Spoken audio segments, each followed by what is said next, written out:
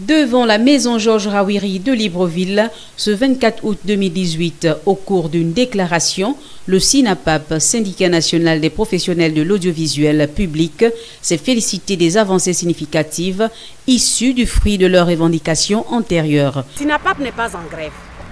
Vous savez, la force d'un syndicat réside dans sa capacité de négocier. Depuis 2011, la mise en place des réformes de l'audiovisuel public, le SINAPAP a tendu la main au gouvernement. Ça n'a été pas facile, c'était difficile. Il nous manquait même des casques, des micros, des enregistreurs pour faire notre travail.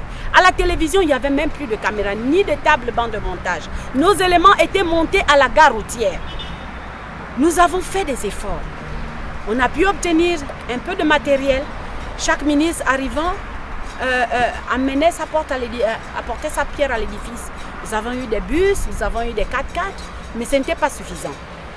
Aujourd'hui, nous avons quand même 12 caméras à la télévision, nous avons des bancs de montage, nous avons du matériel, peut-être pas en nombre suffisant, mais on peut fonctionner.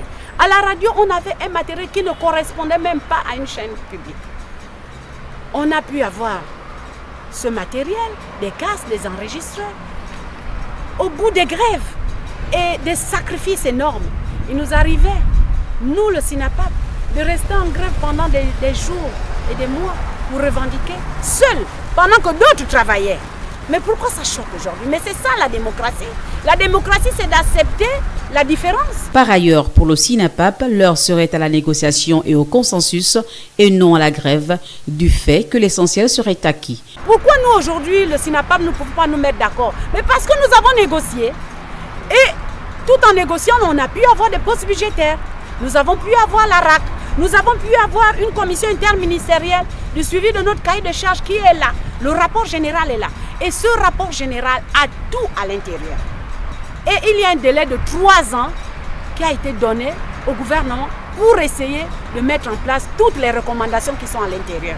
Mais cette commission a été mise en place en 2017. On ne peut pas demander en 2018, au moment où le gouvernement a des problèmes financiers, de payer des arriérés alors qu'on a des problèmes plus urgents que les arriérés. Nous ne sommes pas contre les arriérés, tout au contraire, c'est notre argent.